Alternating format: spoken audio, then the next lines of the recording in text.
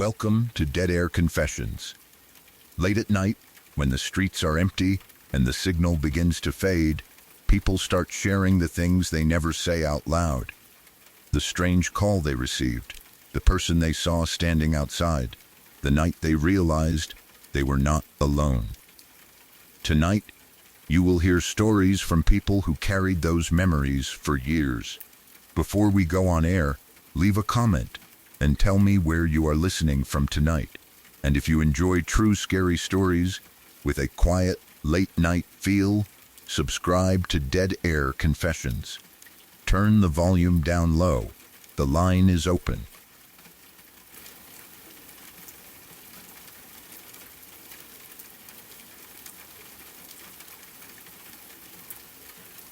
About 7 years ago, when I was around 14, a friend came to stay with me for a few days. She lived a couple of hours away, so we did not get to spend time together often. Whenever one of us visited the other, we usually stayed up much later than we were supposed to, talking about anything that came into our heads. One night, we were hanging out in my parents' basement.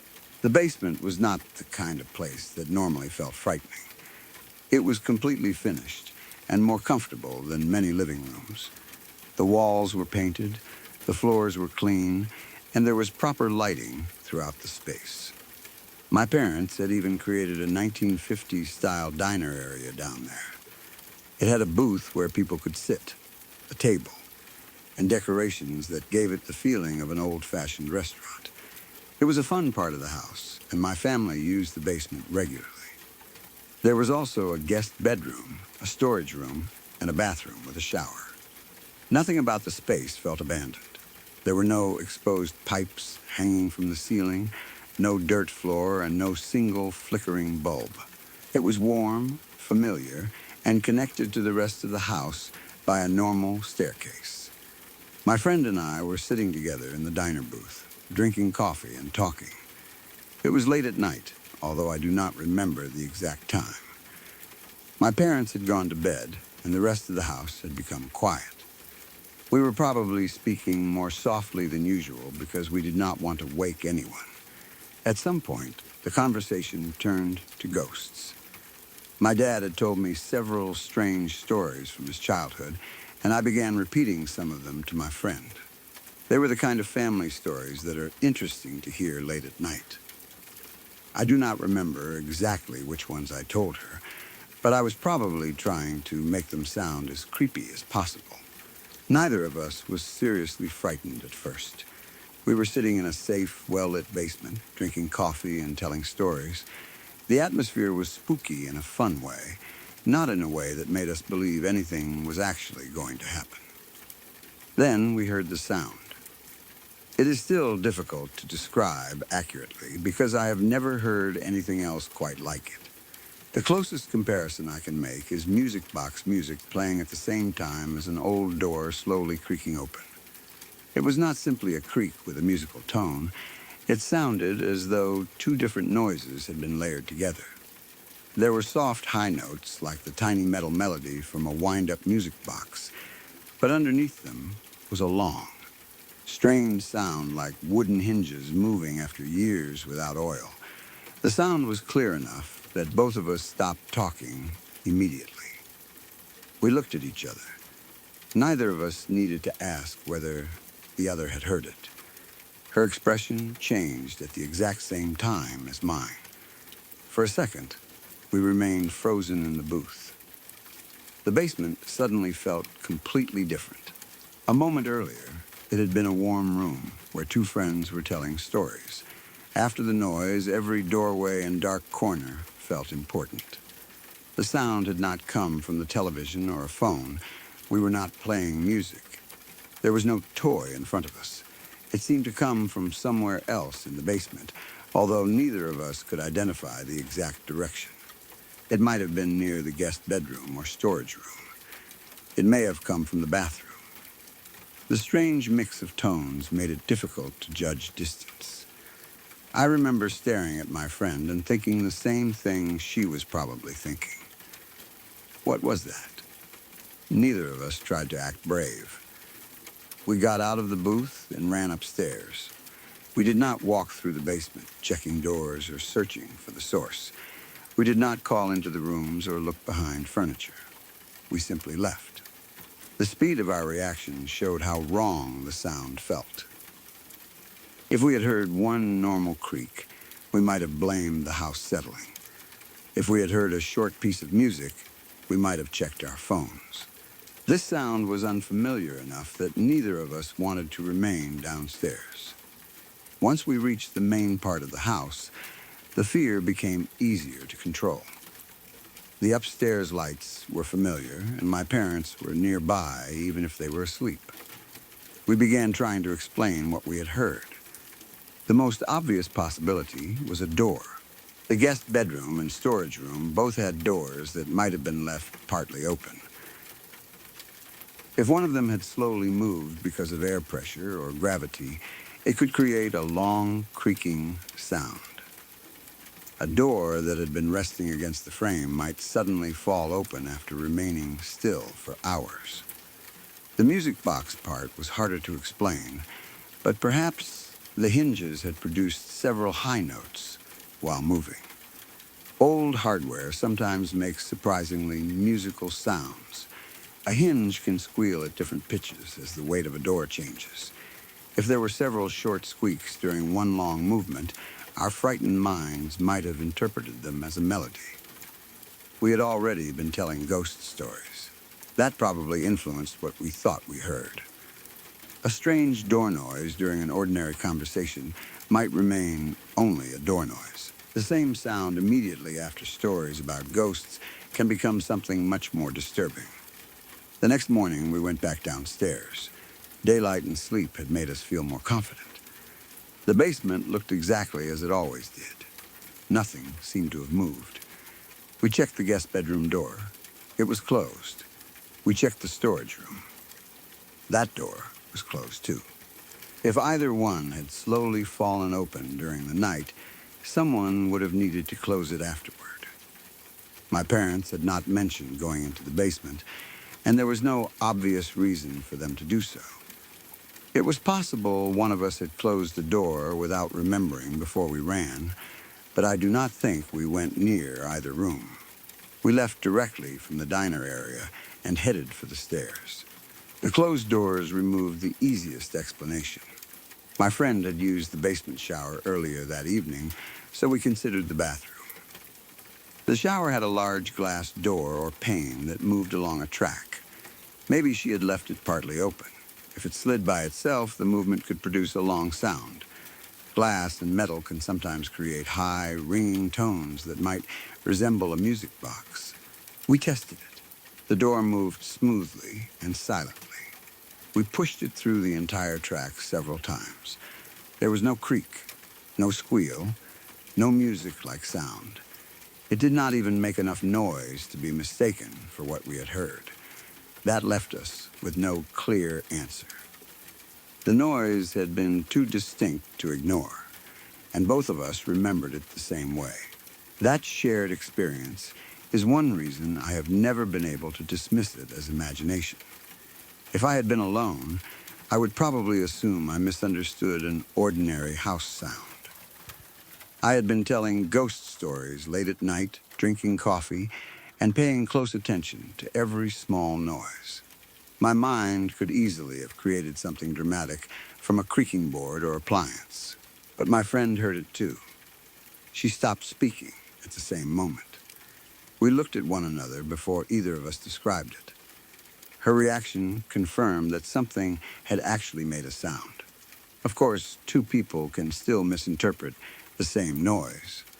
We were in the same environment and had been discussing the same frightening subject. If a door hinge squeaked, both of us could hear music, because both of us were already thinking about ghosts. Shared fear does not prove a paranormal cause. It only proves there was an unusual sound. There were many possible sources in a finished basement. Heating and cooling systems often run through lower levels of a house. Metal ducts expand and contract as the temperature changes. When two pieces rub together, they can create long squeaks, groans, or high-pitched tones. A sequence of those sounds might resemble a door and a melody at the same time. The noise could travel through the walls and seem to come from a room even when the actual source was near the furnace or another part of the house. Pipes can also make strange sounds. Water moving through them may cause knocking, whistling, humming, or squealing. If someone upstairs used a sink or toilet, the change in pressure could make a pipe shift inside the wall. A small series of tones might sound like a music box, while a larger movement of wood or metal created the creak underneath. Because my parents were still in the house, one of them could have moved without us knowing. A toilet flushing or tap turning off upstairs might have produced sounds that traveled into the basement. The house could also have been cooling after the day. Wooden beams, flooring, and furniture change slightly as temperatures drop. Most settling sounds are short cracks or pops, but some can be long and complicated. A heavy piece of furniture might shift against the floor. A cabinet door could move. The diner booth itself may have creaked after one of us changed position. Because we were sitting close to it, vibrations could travel through the structure and sound as though they came from farther away. The coffee may have contributed to our reaction. At 14, drinking coffee late at night could make us more alert and nervous. Caffeine can increase heart rate and make ordinary sounds feel more important. We were probably tired at the same time, which is a strange combination. The body wants sleep, while the caffeine keeps the mind active. That can create a heightened state where every noise feels sharper. The stories we were telling added another layer. We were intentionally creating a frightening mood. We may have lowered our voices, paused for dramatic effect, and imagined the events happening around us. Then, the house made one unusual sound at the perfect moment. Our brains immediately connected it to the stories. That explanation is likely. But it does not tell me what physically made the noise. There may have been a toy or decoration somewhere in the basement. Music boxes can activate unexpectedly if their mechanisms remain partly wound. A small movement, vibration, or change in temperature can release the gears for a second. Perhaps an old toy was stored in the storage room. The melody might have played briefly while a cabinet or box shifted. The storage room door remained closed because the sound came from inside it. We did not search through every object the next morning. There could have been something there that neither of us knew about. A musical greeting card could also produce a short electronic tune if pressure caused it to open slightly. A child's toy with weak batteries might turn on by itself and play distorted music. Low batteries can cause toys to produce slow, broken, or unnatural sounds. If the music was warped enough, it might blend with a creaking noise. This is one of the most realistic explanations. Basements often contain old objects people have forgotten. A toy or decoration could remain silent for years, then activate once because of a loose connection. By morning, it would be quiet again. We would have no reason to identify it. However, I do not remember any music box in the basement. The sound also seemed less like a normal melody and more like music built into the creaking itself. It was as though the door noise had notes. That may only be the way memory preserved it. Over the years, the description may have become more specific. At the time, perhaps I only thought, that sounds like a music box and a door. Every time I repeated the story, those two comparisons became one perfectly layered sound. Memory often simplifies unusual experiences by attaching them to familiar examples. The original noise may have been harder to define. There could also have been sound from outside the house. A vehicle passing with music playing might produce high notes, while a garage door or gate creaked nearby. The basement walls could distort the combination and make it seem internal. A neighbor may have opened an old door while music played in their home. At night, when the surroundings are quiet, sound can travel farther than expected. If a basement window was slightly open, distant noises might enter clearly for a few seconds and then disappear. We assumed the sound came from within the basement because we were inside it. That assumption may have been wrong. Animals are another possibility.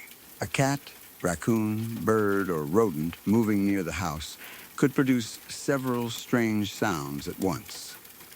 Some animals make calls that sound surprisingly mechanical or musical. A small animal scratching against wood or metal might add the creaking element. If the noise came through a vent or wall, it could seem like a door opening.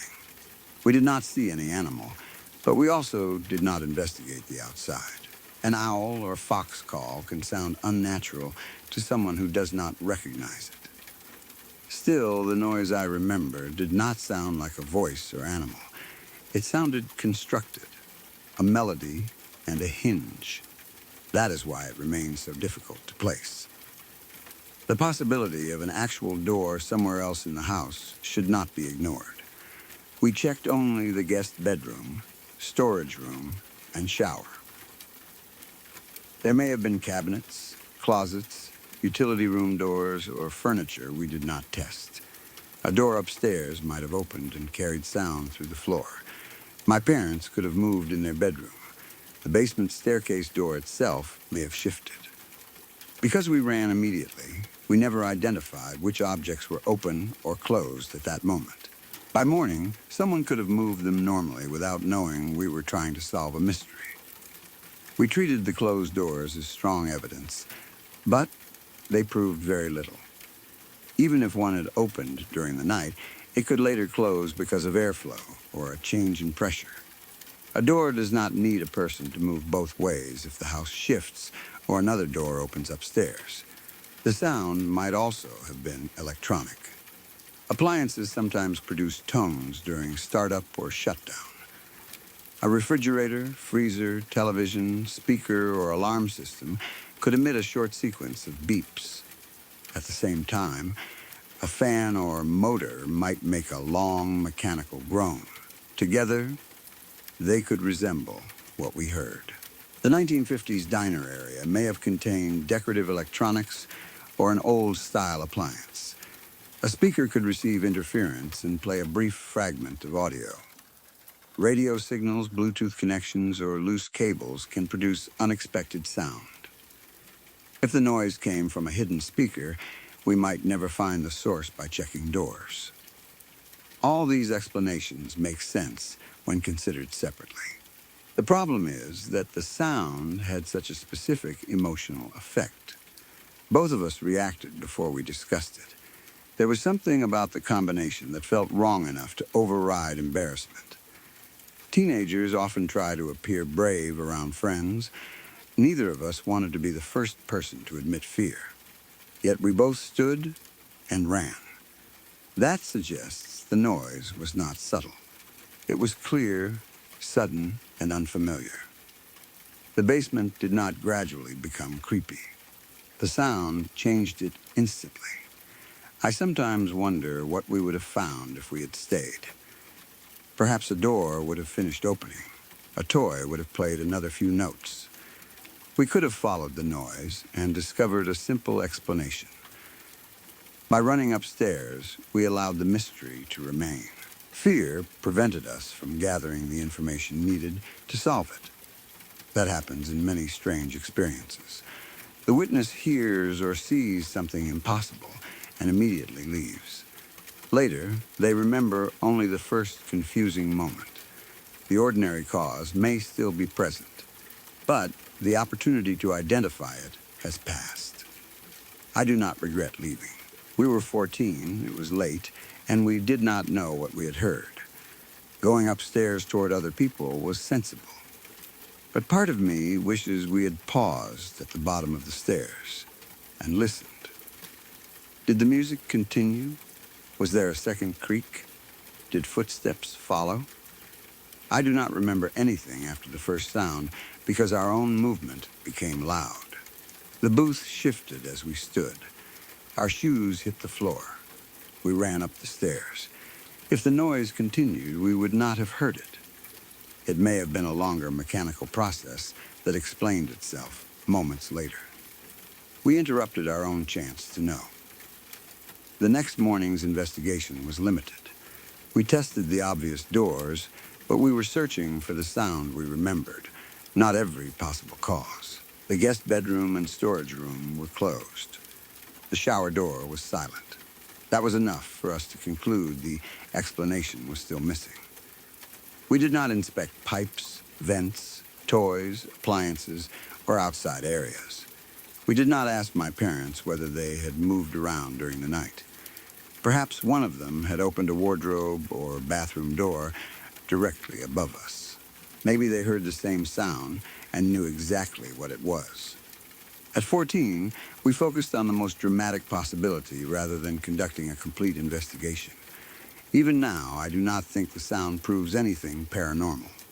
There was no apparition, no object moved in front of us, nothing followed us upstairs. The basement did not continue producing unexplained activity. One strange noise happened while two teenagers were telling ghost stories. That situation almost invites a normal sound to become frightening. Coincidence is enough to explain the timing. But ordinary explanations do not always provide emotional closure. I can list pipes, hinges, toys, animals, appliances, and outside noise. None of them recreates what I remember hearing.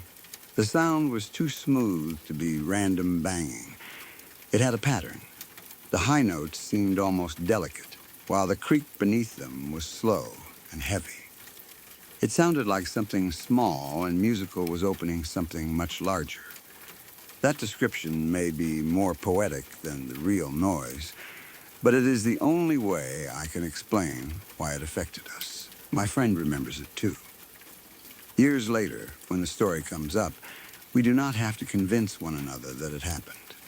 We may disagree about small details, but both of us remember the pause, the look, and the decision to run.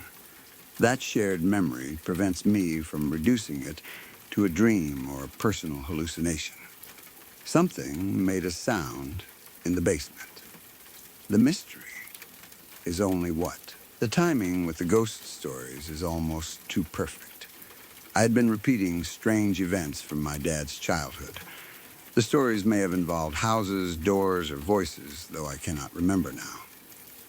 Then, during a quiet moment, the basement answered with a noise neither of us recognized.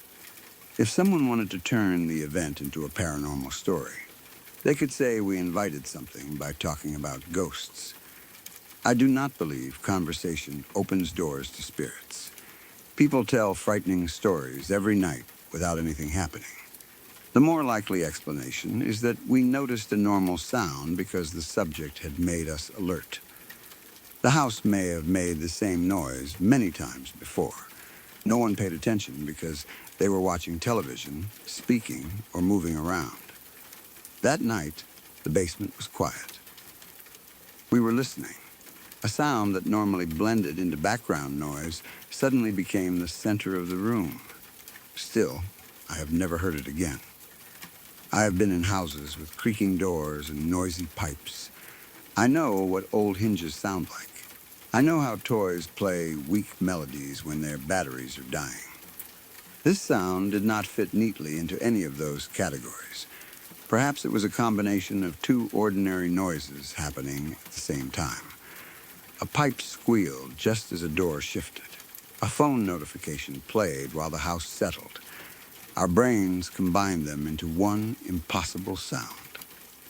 That may be the best explanation. The two noises did not need the same source. They only needed to overlap for a second. We were already discussing ghosts, so the coincidence felt meaningful. The mind prefers one cause, especially when sounds occur together. We imagined a music box door because we heard music and creaking at the same moment. If that is what happened, there may never have been one object capable of recreating it. That would explain why testing the doors failed. The exact combination was accidental and would be difficult to repeat. I can accept that possibility, but when I remember the basement, I do not hear two separate noises. I hear one, a thin melody turning slowly through the air while something heavy opened beneath it. I remember looking at my friend and seeing that she had heard the same impossible combination. There was no time for one of us to influence the other. We reacted together. The booth suddenly felt too far from the stairs. We left our coffee and ran. By morning, the basement had returned to normal. The diner looked cheerful again. The guest room door was closed. The storage room was closed. The glass shower panel slid without a sound. Nothing waited for us.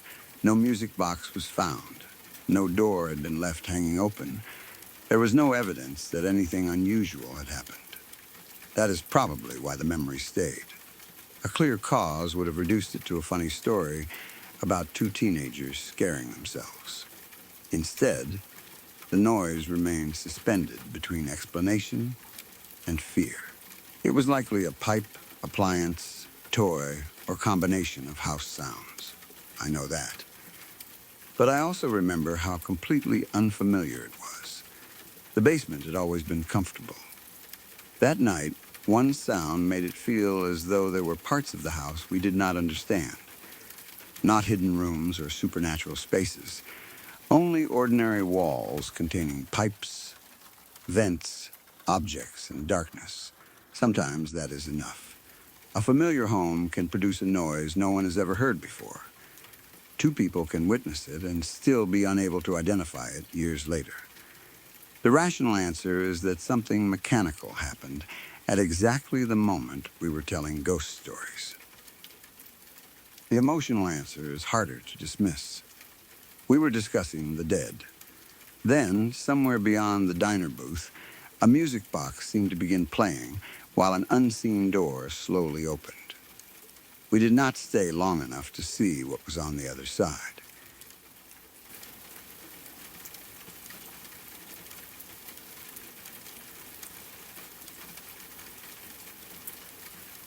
Years ago, I agreed to babysit for my neighbors while they spent the evening at my parents' house.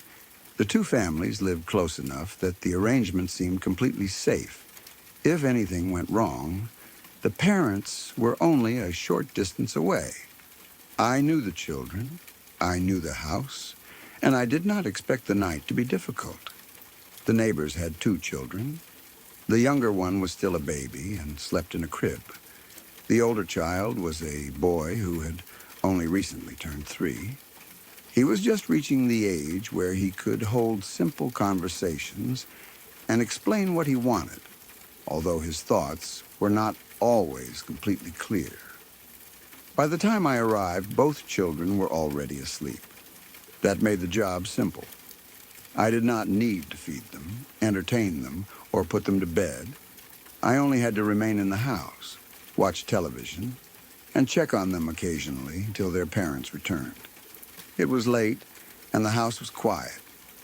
I sat in the living room watching television, while the children slept upstairs or farther down the hallway. I do not remember what I was watching.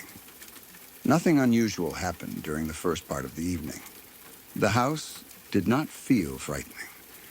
I had no reason to believe anything was wrong with it. At some point, I decided to check on the children. The layout of the house was a little unusual. To reach the baby girl's room, I had to pass through her older brother's bedroom first. His room acted almost like a connecting space between the hallway and the baby's room.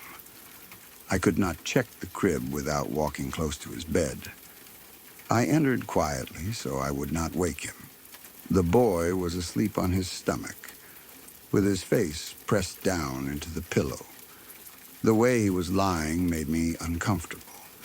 I knew children sometimes slept in strange positions, but his face looked too deeply buried. I worried he might have trouble breathing. I moved closer and gently adjusted him. I did not shake him or try to wake him. I only shifted his body enough to turn his face to the side so his nose and mouth were clear. The movement disturbed him. His eyes opened. For a moment, he looked around the room with the confused expression of a small child who had been pulled out of sleep. I expected him to recognize me, roll over, and close his eyes again. Instead, he looked toward one corner of the bedroom. Then he asked me a question. "Who is that man?" I stared at him. At first, I thought I had misunderstood because his voice was sleepy. "What did you say?" I asked. He looked in the same direction and repeated himself. "Who is that man?" There was no man in the room. I turned toward the corner he was watching. It was empty. There was no chair with clothing draped over it, no coat hanging from a hook, and no person standing in the shadows. At least I saw nothing that could reasonably look like a man. The boy continued looking at the corner. I told him there was nobody there. He did not seem convinced. He pointed and insisted that the man was standing in that exact spot. The certainty in his voice made the room feel different. A moment earlier, I had been checking on a sleeping child in an ordinary house. Now I was standing beside his bed while he stared at an empty corner and described someone I could not see. I looked again. The lighting was dim, but not so dark that an adult could hide there. If someone had entered the house, I would have been able to see at least an outline. There was nothing. I checked the doorway, the area near the walls, and the space around the furniture. No one moved. I told the boy it was probably nothing. I may have said he had been dreaming, or that a shadow looked strange because he had just woken up. I tried to sound calm because I did not want to frighten him. He was only 3 years old. If I reacted with fear, he might begin screaming or refuse to go back to sleep. After some reassurance, he settled down. He closed his eyes again and eventually appeared to fall asleep. I continued through his room to check on his baby sister. She was safe in her crib. She was sleeping normally, and there was nothing unusual in her room. I returned to the living room, but I could no longer relax. The television was still on, but I had stopped paying attention to it. I kept thinking about the way the boy had looked toward the corner. He had not asked whether there was a man. He had asked who the man was. To him, the figure seemed real enough that the only mystery was the person's identity. I tried to remind myself that he had just awakened. Young children often experience dreams that continue briefly after they open their eyes. They may see people, animals, or objects from the dream mixed with the real bedroom. The boy could have been looking at a shadow or a piece of furniture and connecting it to something he had been dreaming about. At 3 years old, he would not understand the difference between a dream image and a real person. That explanation was reasonable. It was probably what had happened. Even so, I did not want to return to his room. I stayed in the house until his parents came back, but after that evening, I refused to babysit for them again. I did not tell the neighbors immediately. I told my mother. At first, she did not seem to believe me. She may have thought I had exaggerated something the boy said, or perhaps she assumed I was trying to avoid babysitting again. I insisted that I was telling the truth. I explained exactly what happened. The boy woke after I moved him, looked toward an empty corner, and twice asked me about a man standing there. Eventually, my mother spoke to the neighbors. Their response disturbed me more than the original incident. They told her the boy often refused to sleep in that bedroom. He said someone was in there. This was not the first time he had claimed to see a person. His parents already knew he was afraid of the room. That meant his question had not been a random dream caused only by me waking him. At least, it seemed connected to an existing pattern. The boy had apparently complained about someone being present before I ever babysat him. I do not know how often it happened. I do not know whether he always described a man or whether he used different words on other nights. He was very young, and the details may not have been consistent. Still, his parents had heard enough to know that he regularly did not want to sleep there. Then they told my mother something else. There were handprints burned into the wall of the master bedroom. The marks were near the ceiling. I never saw those handprints myself, so I cannot describe them accurately. I do not know their exact size, shape, color, or whether they truly looked burned. Everything I know about them came through my mother after she spoke to the neighbors. According to what they said, the marks looked like handprints, scorched into the wall high above the floor. That detail made the story feel much darker. A child seeing a man in the corner could be explained by dreams, shadows, or imagination. Hand-shaped burn marks near the ceiling suggested something physical had happened in the house. But I have to be careful about treating the marks as evidence. There may have been an ordinary explanation. They could have been stains rather than burns. Smoke from a fire, candle, heater, or previous accident might leave dark shapes on a wall. Someone could have touched the surface with dirty or chemically stained hands while standing on a ladder. A former owner might have made the prints deliberately. They may have been part of a decoration, prank, repair problem, or damage from construction. The neighbors may have described them as burned handprints because that was what they resembled, not because anyone had confirmed they were caused by heat. I never examined them. I cannot connect them directly to the boy's bedroom or the man he claimed to see. The master bedroom was a separate room. The marks may have existed long before the family moved in. Even so, hearing about them affected me. The image of handprints near the ceiling was difficult to forget.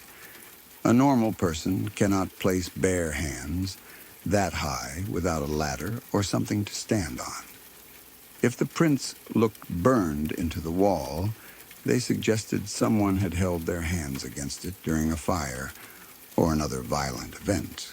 That may not have been what happened, but it was the picture my mind created. The neighbors moved out a few months after the night I babysat. I do not know whether the boy's experiences influenced the decision. Families move for many ordinary reasons: work, money, school, relationships, rent, or the need for a different house could explain it. I never heard them say they were leaving because the property was haunted, but because I already knew about the boy and the handprints. The timing felt significant. After they left, the house seemed to remain empty. I eventually moved away from my parents' area. Whenever I returned for visits and passed the property, it looked abandoned. As far as I know, no one else lived there for a long time. The windows appeared dark. The yard looked neglected, and the house no longer had the ordinary signs of family life. That did not prove anything supernatural. A property can remain vacant because of legal issues, structural problems, unpaid taxes, ownership disputes, high repair costs, or simple lack of interest. The house may have been sold without me knowing. Someone could have used it only occasionally. My impression that nobody lived there may have been based on brief visits, but an empty house always encourages stories. Once I knew a child had seen a man in one of the rooms. Every dark window seemed connected to that figure. I have replayed the babysitting incident many times. One possibility is that the boy was experiencing a normal sleep phenomenon. Children can wake while still partly dreaming. This is sometimes called a hypnopompic hallucination. A dream image may remain visible for seconds or even minutes after the person opens their eyes. The child sees the actual room, but a figure from the dream appears inside it. Adults can experience the same thing. People report seeing someone standing beside the bed, a face in the doorway, an animal on the floor, or a dark person in the corner. The image often disappears once the brain becomes fully awake. The boy had been sleeping deeply. I moved him, which woke him suddenly. His brain may not have completed the transition from dreaming to waking. He looked around and saw a dream figure in the corner. Because he was only 3, he asked me who it was rather than questioning whether it was real. This explanation fits the exact timing. He did not mention the man before I disturbed him. He woke, looked around, and saw something. The figure may have faded while I reassured him. He then returned to sleep. His repeated fear of the room could also come from recurring sleep hallucinations or nightmares. If he often saw the same figure, after waking, he would begin associating the bedroom with danger. He might refuse to sleep there even during the day because he expected the man to return. Recurring nightmares are common in young children. The content may repeat because the child remembers being afraid and anticipates the same image. Another possibility is that the corner contained an object he consistently misidentified. A coat, lamp, stack of toys, curtain, or piece of furniture might look like a person in low light. From the child's bed, the shape could form a head and shoulders. Adults standing at a different height or angle might not see the resemblance. If light from a hallway, street lamp, or passing car changed the shadows, the shape might appear to move. The boy could repeatedly see the man because the object remained in the same place. I looked at the corner, but I was frightened and focused on finding a real intruder. I may have overlooked the exact pattern the child was interpreting. Children see faces and bodies in shapes more easily than adults because their brains are constantly trying to understand unfamiliar visual information. The room may also have had a reflection. A window, mirror, picture frame, or glossy surface could reflect someone from another part of the house. If I stood near the bed, perhaps my own shadow or reflection appeared in the corner. The boy might have been pointing at a distorted image of me. I was looking directly at the wall, not from his position on the pillow. What seemed empty to me may have looked different from where he lay. It is also possible that he was not fully awake enough to communicate clearly. At 3, man could refer to a toy, picture, shadow, or even a character from a dream. He may not have meant an adult human standing physically in the room. His language was still developing. When I asked him to repeat the question, he repeated the same words because those were the only words he had. The certainty I remember may have been partly my own fear. Perhaps he spoke casually, and I interpreted his tone as serious because the question was unsettling. The story may have become sharper in memory over time. Maybe he pointed generally toward the wall rather than one precise corner. Maybe he asked only once. Memory preserves the emotional center of an event better than every exact detail. I know he asked about a man. I know I saw no one. The rest may have shifted slightly through years of retelling. The neighbor's comments may also have influenced my memory. After learning the boy often refused to sleep there, I may have remembered his behavior as more frightened or more certain than it actually was. The handprints added another layer. The original incident became part of a larger haunting story. Once that happened, ordinary details took on supernatural meaning. The empty corner became a place where someone always stood. The boy's question became confirmation. The abandoned house became evidence that whatever was there had driven the family out. This is how separate facts can combine into a convincing narrative, even when each fact has a normal explanation. A child has nightmares, a wall has old stains, a family moves, a house remains vacant. None of those things alone proves anything. Together, they create the outline of a haunting. Still, I cannot dismiss the way the experience felt. I had not heard the neighbors' stories before that night. As far as I knew, the boy slept normally in his room. I did not enter expecting anything strange.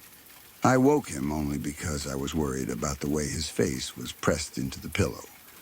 The first thing he did was look past me and ask about a man. That spontaneity matters to me. He did not respond to a leading question. I did not ask whether he saw someone. He brought it up himself. A more disturbing possibility is that there really was a person in the house. An intruder might have entered quietly and stood in the corner. I could have failed to see him because the room was dark or because he moved before I turned. But this seems unlikely. I checked the area after the boy pointed. The person would have needed to hide without making a sound.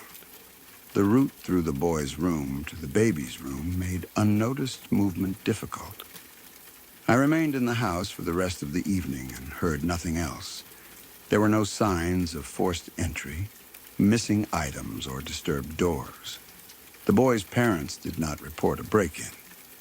A real man hiding in a child's bedroom is possible, but there is no evidence for it. If an intruder had been present, the situation could have become extremely dangerous. The fact that nothing happened makes a dream or shadow much more likely. I have also wondered whether someone outside could have been visible through a window. The boy may have seen a neighbor, passerby, or reflection, and believed the man stood inside the corner. From my position, the angle might hide the window or make the figure impossible to see. By the time I looked, the person may have walked away. Again, the details of the room are not clear enough in my memory to test that idea. There is the paranormal interpretation. Perhaps the boy saw someone who had once lived or died in the house. Young children are often described as being more sensitive to spirits because they have not yet learned to dismiss unusual perceptions. The man may have appeared regularly in the same corner. The boy, too young to understand death or ghosts, simply asked adults who he was. The burned handprints might suggest a fire, violent event, or former occupant connected to the property. The family's decision to move and the house's later emptiness could imply that the activity continued or became worse. It is an effective explanation because it ties every strange detail together, but there is no reliable evidence supporting it. I do not know the history of the house. I do not know whether anyone died there. I do not know whether the handprints were truly burned. I never saw the figure myself. A paranormal conclusion would require assumptions beyond what I witnessed. All I witnessed was a child looking at an empty corner. That is not proof of a ghost. Children see and say unusual things for many reasons. They dream vividly. They misunderstand shadows. They repeat phrases. They create imaginary companions. At 3 years old, the line between imagination and perception is flexible. An imaginary friend can feel present without the child intentionally pretending. If the boy had created a recurring man in the room, that could explain why he refused to sleep there. The figure might represent fear itself rather than a specific person. Young children sometimes give shape to anxiety. A dark room becomes a man. A noise becomes footsteps. A corner becomes occupied. The handprints may have been unrelated damage that frightened the adults and caused them to take his claims more seriously. Family beliefs can influence children, too.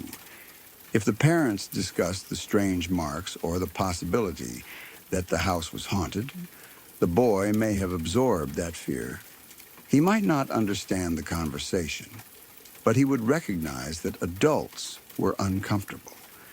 That could make him more likely to describe someone in the room. I do not know whether any of those conversations happened. The parents may have hidden the handprints from him completely. What continues to bother me is that I could not see what he saw. He was looking past me with complete attention. For those few seconds, I felt as though I was standing between a child and something that existed only from his side of the room. I wanted to turn and see a coat or shadow. I wanted the explanation to be visible. There was only the corner. The house stayed quiet. The baby remained asleep. Nothing moved. I convinced him to lie down again because that was my responsibility. I was the babysitter. I needed to be the calm person in the room. But once I returned to the living room, I felt as though I had abandoned him beside something he believed was real. That guilt may be one reason I refused to babysit again. I told myself I did not want another frightening experience. But I also did not want to enter that room and hear him ask about the man a second time. If he had pointed to the same corner again, I would not know what to do. I could not remove something I could not see. I could turn on lights, move furniture, and check windows, but I could not prove the room was empty to him. His parents were probably dealing with that fear regularly. Moving may have been the easiest solution, whether they believed the cause was supernatural or psychological. A new bedroom without the same corner, shadows, or associations might allow him to sleep. Perhaps that is all that happened. The family moved, the child's nightmares stopped, and the old house remained empty for unrelated reasons. I hope that is true. I hope he grew up without remembering the man. He may not remember me waking him or pointing toward the corner. For him, the event could have disappeared with early childhood. For me, it remained because I was old enough to recognize how strange it was. Whenever I returned to the area and saw the house looking abandoned, I remembered the route through the boy's bedroom. I pictured his small body lying face down in the pillow. I remembered turning him gently so he could breathe. His eyes opened. He looked beyond me. Then he asked who the man was. I still think a dream or shadow is the most likely explanation. The human brain can produce realistic figures during the transition from sleep, and young children cannot always separate those images from the room around them. The repeated fear of the bedroom may have come from the same recurring nightmare. The handprints may have been ordinary wall damage exaggerated through retelling. The family may have moved for reasons that had nothing to do with the house. All of that is reasonable. But reason does not remove the memory of his finger pointing toward the empty corner. He was not telling a story to frighten me. He had just been asleep. He seemed to wake, notice someone standing there, and assume I knew who it was. I told him there was nobody in the room. He insisted there was. Then, after his parents came home, and I finally told my mother what happened, I learned that he had been saying the same thing long before I ever stepped into that bedroom, so that the house is still there. At least it was the last time I passed it. It looked empty. The windows were dark. The yard seemed neglected, and no children appeared to live inside. I cannot say nobody has occupied it since. I only know it always seemed abandoned when I returned. And whenever I looked at it, I wondered whether the room was still arranged the same way, whether the corner remained empty to everyone else, whether the marks were still burned into the wall near the ceiling, and whether in a house with no family left inside it, the man the little boy saw was still standing in the same place, waiting for another child to wake up and notice him.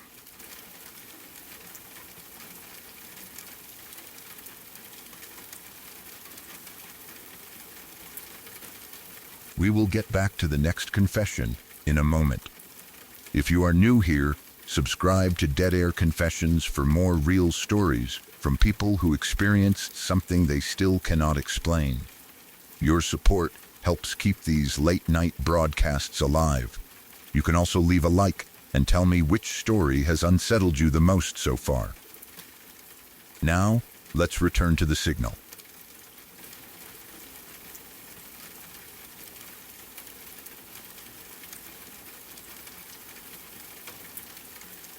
One night, after my wife and I had put the kids to bed, we decided to spend the rest of the evening together in the living room. It had been a normal night. The children were asleep, the house was quiet, and there was nothing unusual happening outside or anywhere else in the home. We put on a show and relaxed on the couch for a while. When the episode ended, I turned everything off.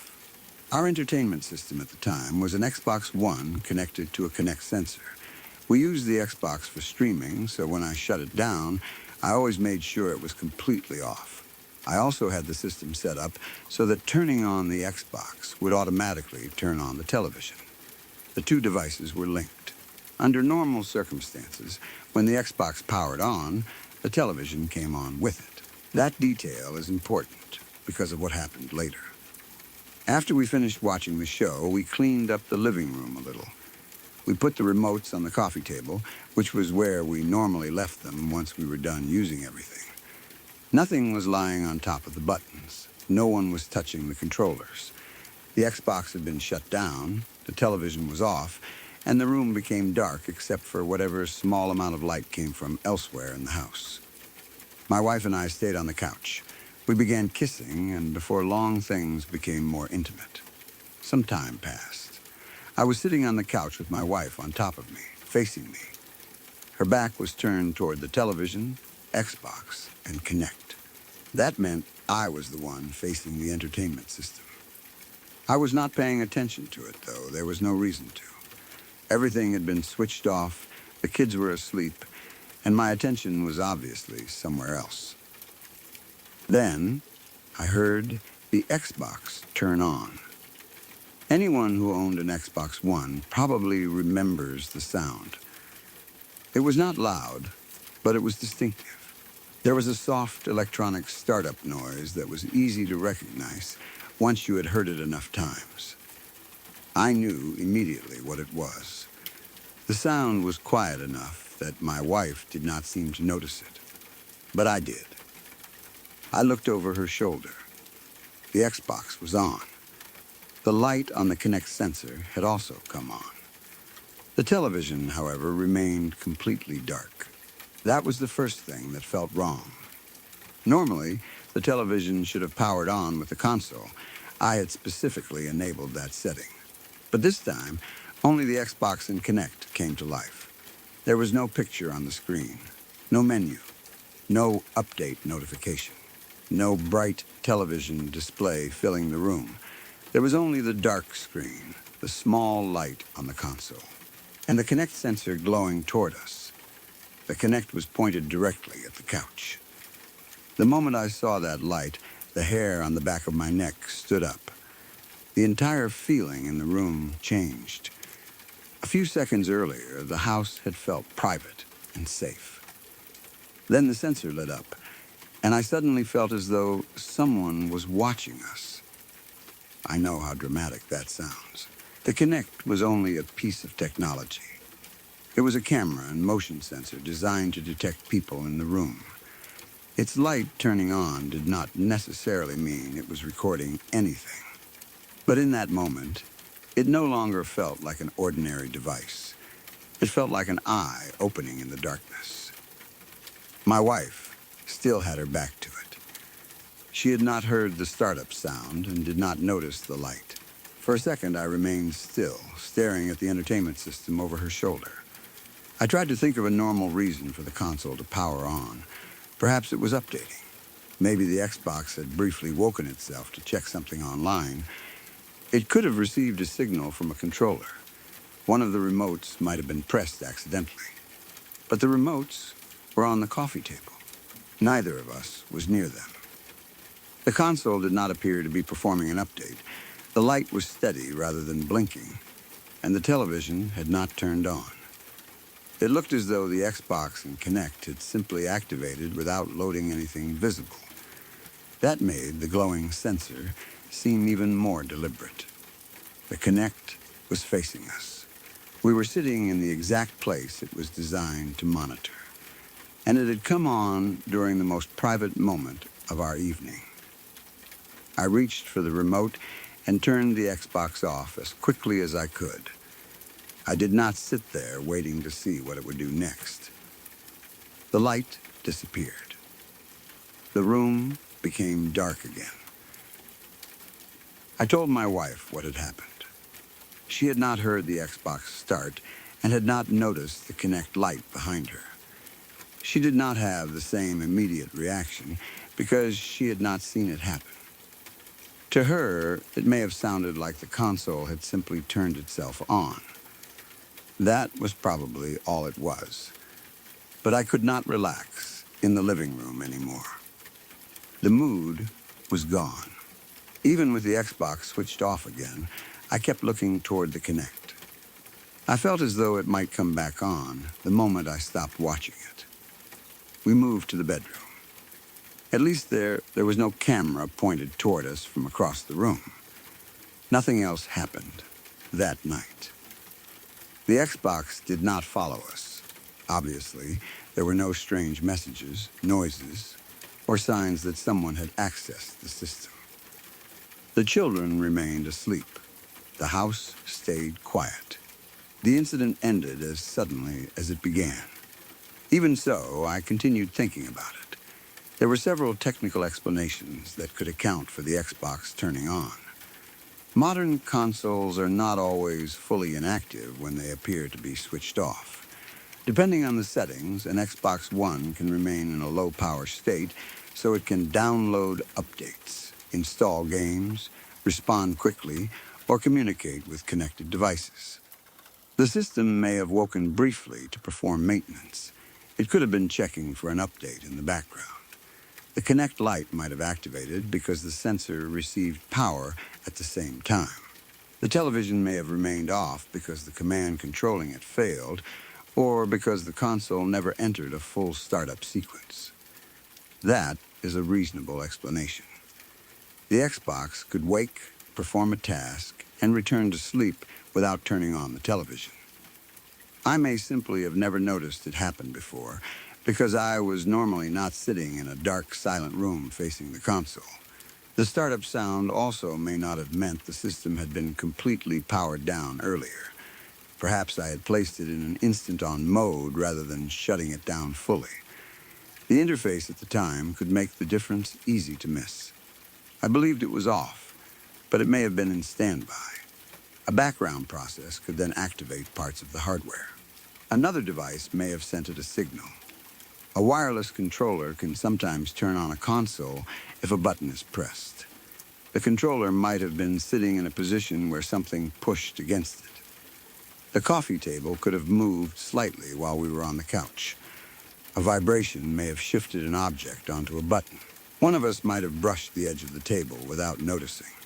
However, I remember the remotes and controllers being placed neatly after we cleaned up.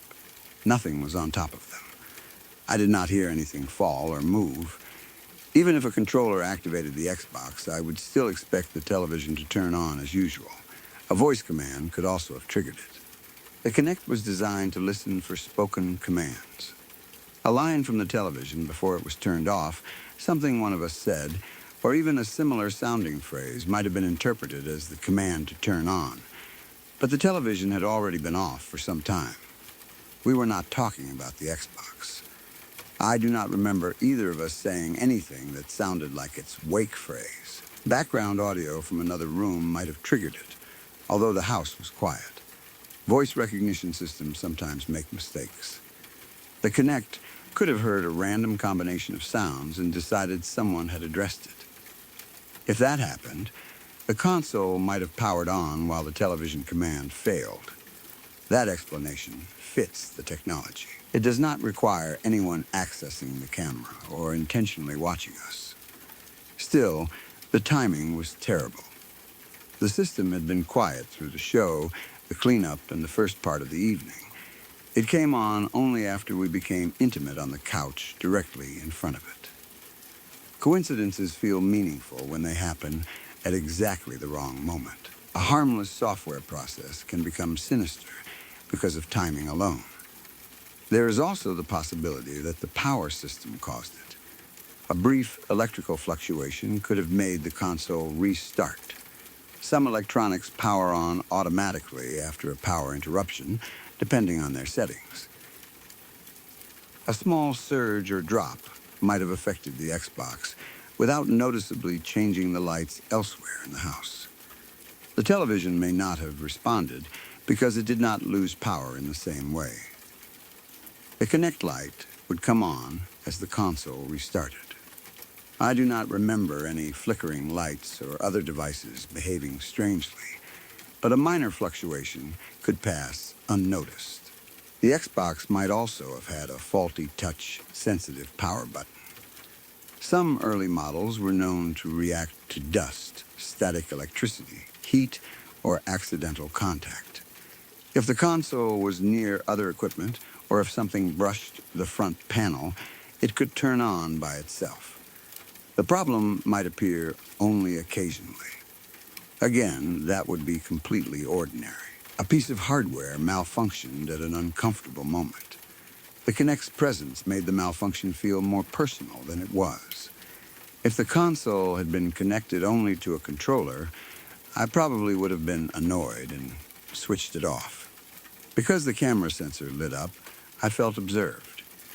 That reaction was partly based on what the Kinect was designed to do. It could detect faces, bodies, gestures, and voices. When the light came on, I knew the sensor could see the couch. Whether or not it was actually transmitting or recording, the possibility entered my mind immediately. I began wondering whether someone could access it remotely. Could a hacker activate the camera? Could Microsoft or an app receive video without us knowing? Could the console have been compromised? I had no evidence of any of that. There were no strange login notifications or account changes. The Xbox never behaved suspiciously again in a way I remember. No recordings appeared. No one contacted us or used information from the house. A remote intrusion was far less likely than a normal startup or hardware problem. But once the feeling of being watched begins, technical explanations do not immediately remove it. The glowing light becomes proof in the mind, even when it proves only that the device has power. The strangest part was that the television remained off. If the full entertainment system had turned on, the event would have felt less disturbing. A bright screen and the normal Xbox menu would make it obvious that the console had accidentally started. Instead, the dark television reflected the room, while the Kinect sensor remained active. It looked like the system had awakened without wanting our attention. No image, no menu, only the camera. That was the detail that stayed with me. The Kinect itself may have been performing a calibration or waiting for the console to finish starting. The light did not necessarily indicate recording. It may simply have shown that the sensor was connected and ready. I did not investigate long enough to know. I turned everything off immediately. Part of me wishes I had checked the screen input, network activity, or account history. Maybe I would have found an update notification or error message. A clear technical explanation could have ended the discomfort. But in that moment, I was not interested in troubleshooting. I wanted the camera off. The experience also made me think about how much trust we place in devices inside our homes. Phones, televisions, game consoles, smart speakers. And cameras often remain connected even when we believe they are inactive. They listen for wake words, they download updates, they communicate with servers. They contain microphones and lenses aimed into private rooms. Most of the time, we ignore them because they are familiar. A dark camera on a shelf becomes part of the furniture. The moment a light appears unexpectedly, we remember what the device is capable of. The Kinect had been sitting in front of us all evening. During the show, it did not bother me. When it was off, it seemed harmless. Once it activated by itself, The entire room felt exposed. My wife did not experience the same moment because her back was toward it. She did not hear the startup sound or see the light appear. By the time I told her, I had already turned it off. For her, it was a story about a console malfunctioning. For me, it was the sight of a sensor coming alive while pointed directly at us. That difference may explain why the incident stayed with me more than it did with her. I sometimes wonder whether the Xbox had actually been on longer than I realized. Maybe the light had activated several minutes earlier, and I only noticed when the startup sound played or another component changed state.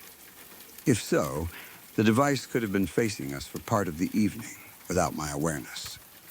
That thought is uncomfortable, though there is no reason to believe it recorded anything. The light may have turned on only at the exact moment I heard it. I also wonder whether the sound came from another device. Perhaps the Xbox had not powered on at all until I looked at it. A notification, appliance, or sound from the television area might have resembled the Xbox startup tone. When I glanced over, I saw a standby light that had already been there. My frightened mind connected the sound and the light into a single event. But I knew that console well. I had heard it power on countless times. The sound was unique enough that I recognized it immediately. The Kinect light also had not been on earlier. I am confident something changed. The system was off, and then it was on. What I cannot know is why. The most likely explanation is some combination of standby mode, an automatic update, an accidental signal, or a hardware fault. Consoles do strange things. Software wakes when it should sleep. HDMI controls fail. Sensors activate during startup.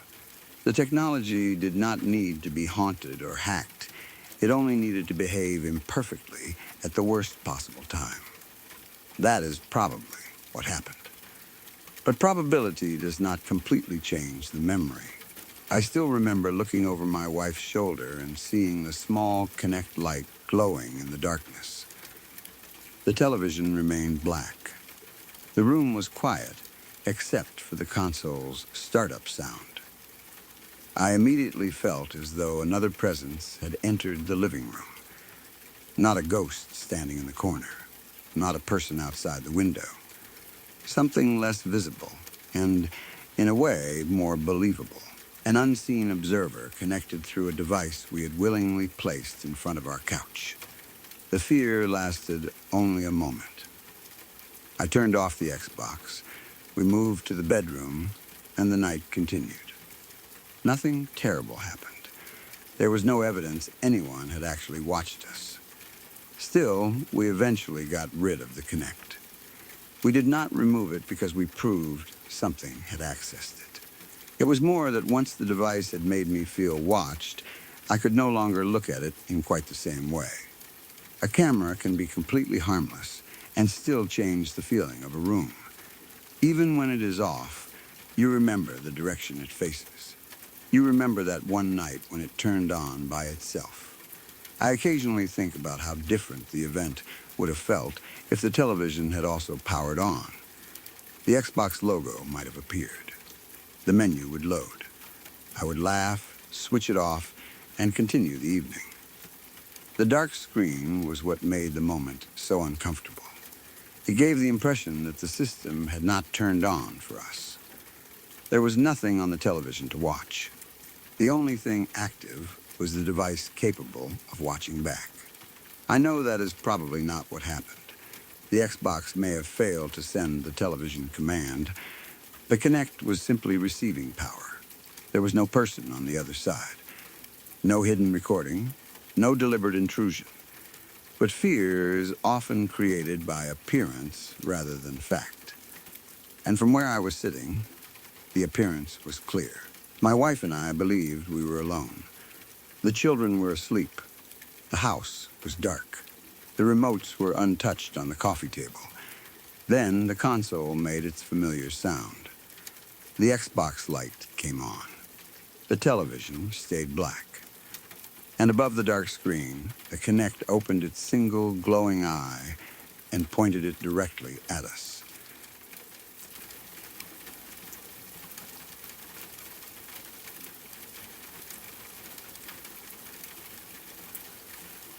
About 10 years ago, when I was living in the Austin, Texas area, two friends and I watched something in the sky that none of us could identify. The sighting lasted for around 5 minutes. That may not sound like very long, but when you are staring at something that seems to move in a way you cannot understand, 5 minutes feels like plenty of time. It was not a quick flash or a shape seen from the corner of my eye. We had enough time to watch it stop, move, change, and eventually separate into two objects. It happened at around 4 in the afternoon. The sky was bright, and the sun was still high. There was no darkness, fog, or poor weather to hide details. Visibility was good, and the object stood out clearly against the daytime sky. That is one reason the experience has remained so difficult to dismiss. If it had happened at night, I could tell myself we had seen aircraft lights, stars, satellites, or something reflected in clouds. At night, distance and movement are almost impossible to judge because there are so few visual reference points. This was broad daylight. The thing appeared as a greenish gold object suspended high in the sky. When I first noticed it, it seemed to be hovering. It was roughly at the altitude where I would expect to see a helicopter, although it was difficult to know whether that estimate was accurate. There was no way to tell exactly how far away it was, and without knowing the distance, judging its size was nearly impossible. It may have been relatively close and small. It may have been extremely far away and enormous. At the time, the best comparison I could make was that it seemed approximately the size of a hot air balloon. That was only an impression, though. What caught our attention was not only the color or size, it was the movement. The object would remain completely still for a while, floating in one place without any obvious drifting. Then it would suddenly move across a huge section of sky. It did not appear to slowly accelerate like an aircraft. It seemed to go from motionless to moving extremely fast, crossing what looked like many miles in only a moment. Then it stopped again. The stop appeared just as sudden as the movement. There was no wide turn, no gradual slowing. 1 second it was traveling across the sky, and the next it was hanging in place again. The three of us watched without knowing what to say. We were not immediately frightened. Mostly, we were confused. It did not resemble an aeroplane, helicopter, balloon, or bird. There was no obvious fuselage, wings, tail, or rotor. It looked more like a reflective blob than a solid vehicle. Its colors seemed to shift between green and gold as it moved. At times, it appeared brighter, as if sunlight were reflecting directly from its surface. At other moments, the color looked darker and more green. The shape also seemed unstable. It did not look like one fixed geometric form. I could not describe it as a circle, triangle, disc, or cylinder. Its outline appeared to change slightly, as though the object was rotating, flexing, or presenting different surfaces to us. Sometimes it looked wider, sometimes narrower. At moments, it almost seemed to have no definite shape at all. That may have been an effect of distance, glare, or atmospheric distortion. But while we were watching, it gave the impression of something that was changing size and form. We kept trying to compare it to familiar things. Could it be a helicopter reflecting sunlight? Could it be a cluster of balloons? A plane turning in a way that made the wings disappear? Some kind of advertising balloon. None of the explanations seemed to fit the sudden movement and complete stops. Then, the object split into two. That was the moment the sighting became even harder to explain. What had appeared to be one greenish gold mass separated into two distinct objects. They did not simply drift apart. The two shapes began moving around one another. They seemed to circle, chase, or orbit each other in the sky. At times, they moved closely together. Then they separated before crossing around one another again. The movement looked coordinated. It was not what I would expect from two balloons caught in the same wind. Balloons can twist around each other if connected by strings, but these objects appeared to move independently. They covered distance quickly, changed direction, and continued interacting without falling or being carried steadily in one direction. For several minutes, the three of us simply stood there watching. None of us had a useful explanation. I remember trying to focus on the edges of the objects, hoping a familiar shape would become visible. Maybe I would suddenly recognize propellers, wings, or a balloon basket. Nothing like that appeared. They remained reflective, shifting blobs. Their color continued changing depending on their position relative to the sun. There was no obvious sound. At least, I do not remember hearing one. There may have been ordinary noise around us, traffic, wind, people talking, or distant machinery, but nothing that clearly came from the objects. If they were helicopters at the distance I first estimated, I would expect some engine or rotor noise. If they were aircraft much farther away, the lack of sound would make sense. But their apparent speed and sudden stops would be even more difficult to judge. That is the problem with observing something in an empty sky. Without a known distance, nearly every conclusion becomes uncertain. An object crossing half the visible sky may be moving at impossible speed if it is miles away. If it is only a few 100 feet away and extremely small, the same movement could be ordinary. A small insect near the observer can appear to cross enormous distances against the background. A reflective balloon nearby can seem larger than a distant aircraft. The sky removes the usual clues that tell the brain how large or fast something is. Even so, all three of us believed the object was far away. It appeared to be high in the sky, near the altitude of ordinary aircraft. We watched it against distant clouds and open blue space rather than close trees or buildings. It did not look like something flying near our faces. Its movement appeared to take place over a large area. The fact that three people watched it together is important to me. I was not the only one who noticed it. My friends could see the same object, the same sudden movement, and the same separation into two. That does not mean our interpretation was correct. Groups can misidentify the same ordinary thing. Once one person describes something as large or distant, others may begin seeing it that way too. But it does mean the object was not simply a private visual disturbance, dream, or hallucination. There was something visible in the sky. The question is what it was. The most ordinary explanation would be balloons. Metallic party balloons can reflect sunlight in bright green, gold, silver, or other colors. They can twist and rotate, causing both their shape and brightness to change. Two balloons tied together might look like one object from certain angles, then separate when the wind pulls them apart. As they rotate around their strings, they could appear to circle each other. Strong, uneven winds at different altitudes might cause sudden changes in position. A balloon caught in turbulent air can stop, accelerate, rise, fall, or shift sideways in ways that look strange from the ground. This explanation accounts for many details. The reflective color, the changing shape, the split into two objects, the silent movement, the lack of any visible wings or engine. What it does not easily explain is the apparent speed. The object seemed to cross many miles of sky almost instantly and then stop. A balloon would usually drift more smoothly. It would not appear to shoot from one location to another unless a powerful gust affected it, and even then the change should be somewhat gradual. However, the movement may not have been as extreme as it appeared. A small balloon, relatively close to us, could cross a large angle of the sky without traveling far.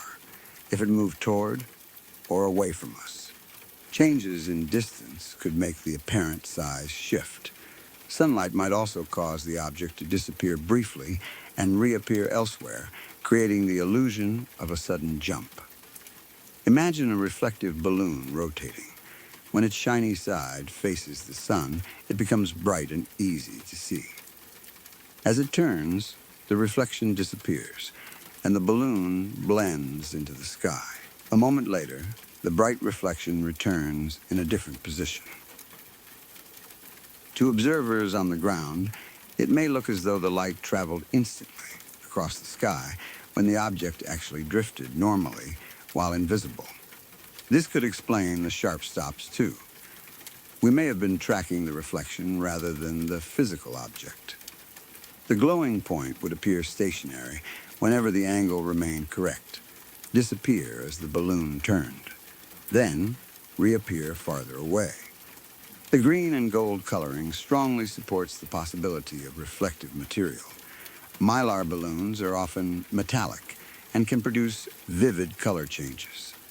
A group of two balloons could look like one shifting blob while close together, then separate enough for us to distinguish them. The circling motion might come from the strings twisting. This is probably one of the most plausible explanations. Another possibility is that we saw birds reflecting sunlight. Large birds can soar at great heights and remain nearly motionless while riding thermal currents. In bright sunlight, their wings can reflect colors or appear metallic. When a bird turns, its visible shape changes dramatically. The wings may disappear edge on, making the bird look like a round object. Then it can suddenly travel across the sky, bank, and seem to stop again while facing into the wind. Two birds flying together may circle each other or share the same thermal. Vultures, hawks, and other large birds are common around Texas. From the ground, birds at high altitude can look like strange dark or bright objects rather than recognizable animals. If two birds had been flying closely together, they might initially appear as one. When they separated, we would see two shapes circling. This explanation fits the general behavior better than balloons. Birds can change direction quickly and remain in one area while circling on rising air. They can appear to hover when flying into a strong wind, but I do not remember seeing wings flap. The objects looked reflective and shapeless rather than like birds. Their greenish gold color also seemed unusual. Still, color at a distance can be deceptive. A bird's feathers may reflect bronze, green, or gold in direct sunlight. Atmospheric haze can add color. The changing silhouette could come from wings turning at different angles. The apparent sudden movement may have been a bird diving or moving across our line of sight. A pair of birds remains a reasonable possibility. Aircraft are another explanation. Two helicopters or small planes might fly in formation, cross paths, and circle. From a distance, their outlines could be lost in glare. Sunlight reflecting from their surfaces might make them appear as bright-colored blobs. If they flew directly toward or away from us, they might seem stationary. Then, when they turned sideways, the movement would appear sudden. This kind of perspective effect can make aircraft behave in ways that look impossible. An aeroplane flying almost directly toward an observer may remain in the same part of the sky for several minutes despite moving quickly. When it turns, it suddenly travels across the visual field. Similarly, an aircraft seen head-on can appear to stop after turning toward the viewer. The object may have been moving the entire time, but its direction made the motion invisible. This could explain the repeated pattern of stillness followed by rapid travel and another stop. The split into two objects could mean there had always been two aircraft aligned from our viewpoint. While one was directly behind the other, they looked like a single shape. When their paths separated, both became visible. They then appeared to circle one another because of the changing perspective. Military aircraft sometimes train in pairs and perform coordinated maneuvers. The Austin area is not far from military activity, airports, and flight paths. However, the objects did not look like aircraft to any of us. There were no wings, trails, regular navigation lights, or engine sounds. The movements appeared too abrupt.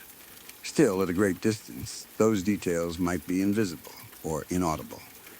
The changing green-gold color could come from sunlight striking windows or painted surfaces.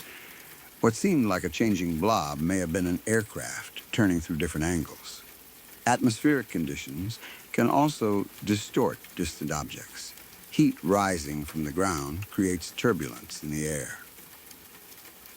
This causes shimmering, stretching, and apparent movement, especially on hot sunny afternoons. At around 4 in the afternoon in Texas, the air near the ground and above roads can be extremely unstable.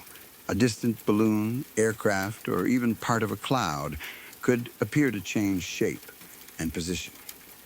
The image might jump because layers of warm air bend light differently from moment to moment.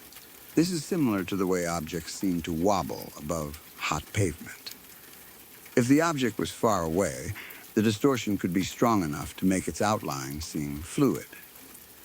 The green and gold colors might also shift as the light refracted through the atmosphere. Two objects close together could merge into one distorted mass, then separate when the air changed. This explanation would not create the objects, but it could account for their strange appearance and impossible movement. Another possibility is a kite. Large metallic kites can hover, move rapidly in strong wind, and change shape as they turn. Some modern kites have multiple sections that separate visually. Two connected kites may orbit one another or perform loops. From a distance, the strings would be invisible. A skilled person controlling them could make the object stop, accelerate, and change direction sharply. The greenish gold reflective material would be common in decorative kites. If the kites were high enough, we might mistake them for much larger objects farther away. The problem is that the sighting appeared to occur over a huge area of sky. The movements seemed too large for a kite tethered to the ground. But again, that depends entirely on our distance estimate. If the objects were closer than we thought, a kite could produce exactly that illusion. There may have been a festival, park, or open area beyond our view where someone was flying them.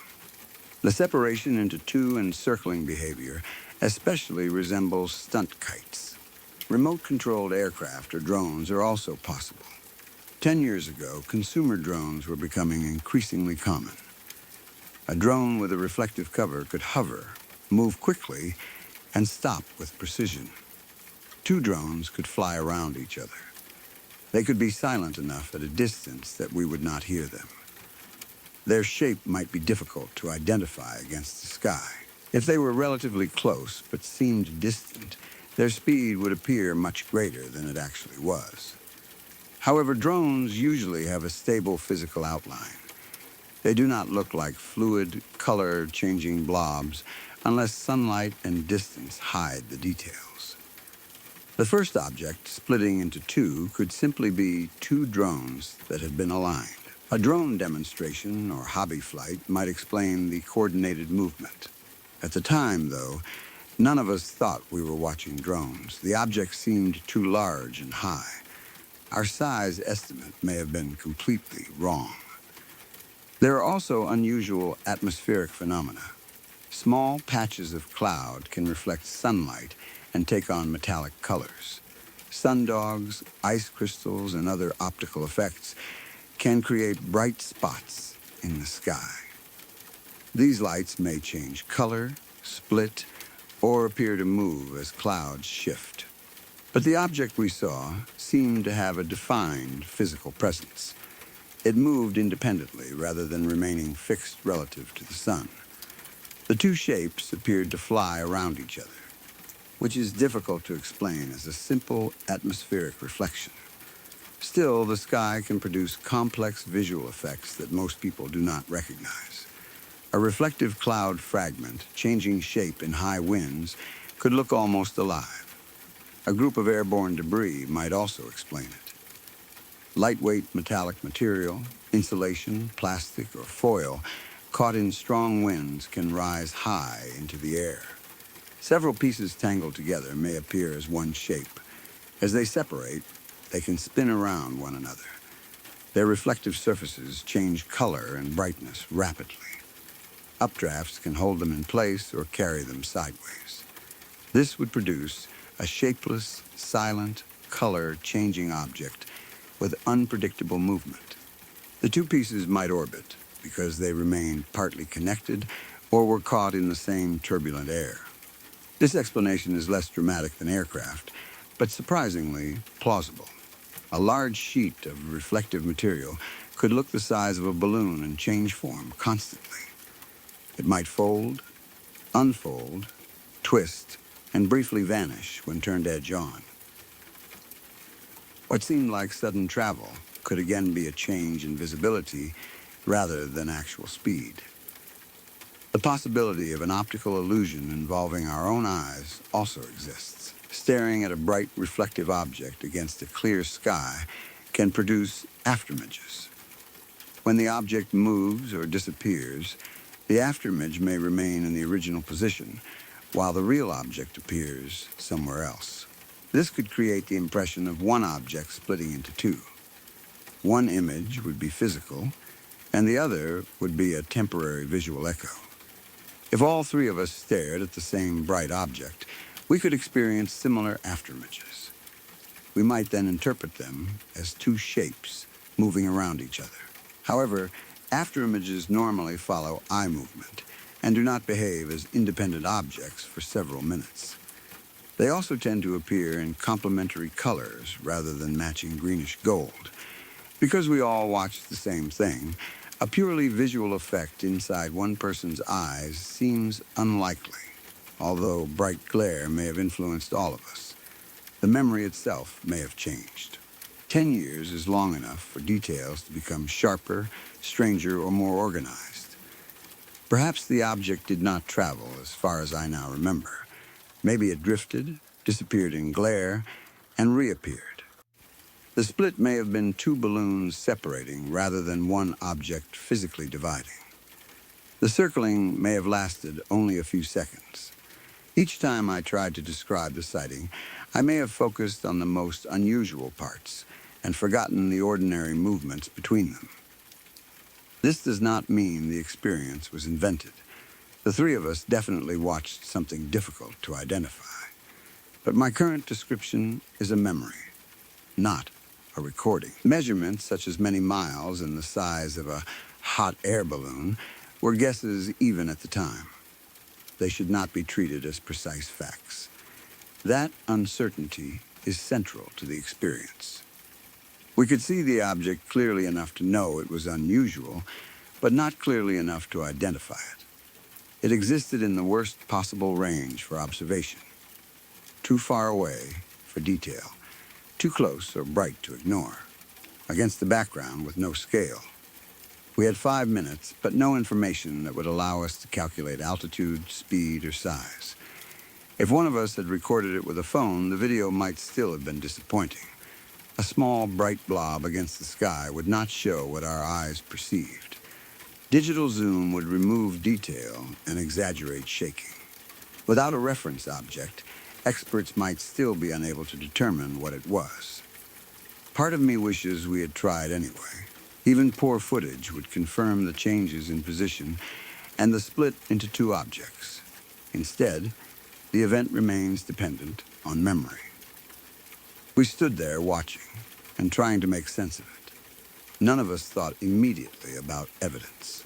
We expected the object to reveal itself. It would turn into a helicopter. The wind would expose it as balloons. A bird would flap its wings. Someone would recognize a drone. That moment never came. It remained unfamiliar until we lost sight of it or stopped watching. I do not remember exactly how the sighting ended. That is strange considering how clearly I remember the movement. Perhaps the two objects became too distant or faded into the brightness. Maybe they moved behind clouds or simply became impossible to track.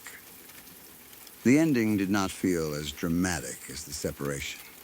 There was no final burst of speed or sudden disappearance that I remember.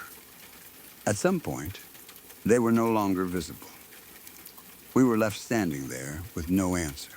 I would not describe the experience as terrifying. There was no sense that the objects were coming toward us or watching us. They did not affect anything on the ground. There were no strange sounds, missing time, electrical problems, or physical evidence. The feeling was more like witnessing something the brain could not categorize. It was fascinating and deeply uncomfortable at the same time. When something is clearly dangerous, fear gives you a response. You leave, you hide, you call for help. This did not feel dangerous. There was nothing to do except watch. The impossibility was intellectual rather than immediate. We were looking at movement that seemed to violate what we understood about objects in the sky. The longer we watched, the less certain we became. Every possible explanation created another problem. If it was a balloon, how did it move so quickly and stop? If it was an aircraft, why did it have no fixed shape? If it was a reflection, why did it separate into two coordinated objects? If it was close, why did it look so high? If it was far away, how large and fast must it have been? Those questions are why the memory survived. I do not claim that we saw an alien spacecraft. Unidentified does not mean extraterrestrial. It means we could not identify it from where we stood. The sky contains many ordinary things that look extraordinary under the wrong conditions. Balloons, birds, drones, aircraft, debris, and reflections can all produce strange sightings. One or a combination of those explanations is far more likely than anything beyond known technology or nature. But knowing that does not allow me to choose which one. The object's color and changing shape suggest reflective balloons or debris. Its hovering and sudden motion suggest perspective effects, drones, or aircraft. The separation into two and circling suggests birds, kites, or paired balloons. No single explanation accounts perfectly for everything as I remember it. That does not mean the object was impossible. It may mean the memory and perception were incomplete. Reality did not have to match our description exactly. The actual object may have moved smoothly while appearing to jump. It may have been two objects from the beginning. It may have had a stable shape too distant for us to see. The color may have come entirely from sunlight. All of those are reasonable. Even so, I still remember the moment it split. There was one reflective green-gold shape in the sky. Then there were two. The two moved around each other as though connected by some invisible center. They crossed, separated, and returned. The shape of each one seemed to change while we watched. None of us could say what we were seeing. There was something humbling about that. We were not in darkness. We were not children. We were not alone. Three people stood under a bright Texas sky in the middle of the afternoon, watching something clearly visible for several minutes. And despite having all that time, we could not even agree on what kind of object it might be. To this day, when I try to describe it, words make it sound more solid than it was. Object suggests a fixed thing. Light suggests it had no physical shape. Blob makes it sound small and close. Craft would claim more than I know. It was something between all of those. A reflective, color-changing presence hovering high above us. Still one moment, moving impossibly fast the next, stopping without slowing. Then becoming two shapes that seemed to play or orbit around each other. The likely answer is probably ordinary. Two metallic balloons twisting in turbulent wind, birds riding a thermal, drones crossing paths, aircraft aligned by perspective. reflective debris catching sunlight. I would accept any of those if one truly matched what we saw. But after 10 years, I still cannot place the memory into a familiar category. What remains is not fear so much as the feeling of watching the sky behave incorrectly. For around 5 minutes, something green and gold hung above the Austin area. It crossed huge distances without appearing to accelerate. It stopped as though the air had become solid. Its edges shifted. Its color changed. Then, one object became two, and both began moving around each other while 3 of us stood below, waiting for the moment when it would finally become something we understood. That moment never came.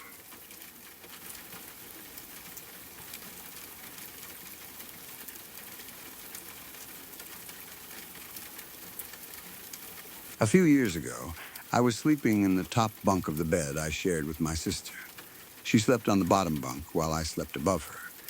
At the time, I had a habit of staying awake after I was supposed to be asleep.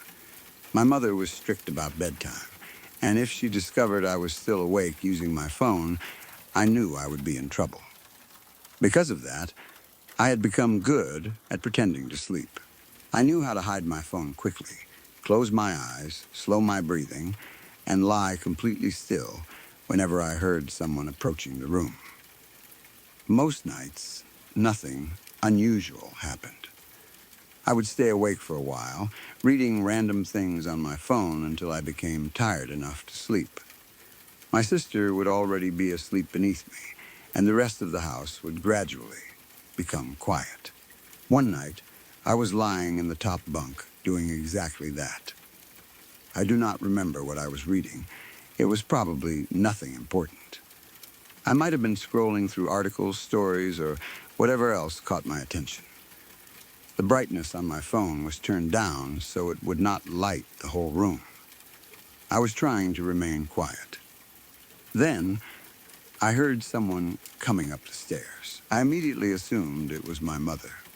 She often stayed downstairs after everyone went to bed because she was cleaning the kitchen or finishing things around the house. Before going to her own room, she would sometimes come upstairs and check on us. That was normal. There was nothing frightening about hearing footsteps on the stairs. I knew what was about to happen.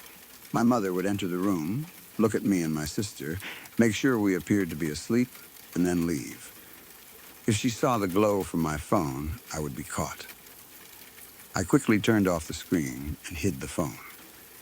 Then I closed my eyes and pretended to sleep. I kept my body still and tried to make my breathing sound natural. The footsteps reached the top of the stairs. I heard someone come closer to our bedroom. I waited for the door to open or for the person to look inside. At first, everything seemed normal. Then, too much time passed. I had expected my mother to check on us and continue toward her room. I did not hear her walk away. There were no footsteps moving down the hallway. No bedroom door opened. The person seemed to remain inside or just beside our room. I became curious. I was not frightened yet because I still believed it was my mother. Maybe she was standing there checking her phone. Perhaps she was looking for something or watching my sister sleep.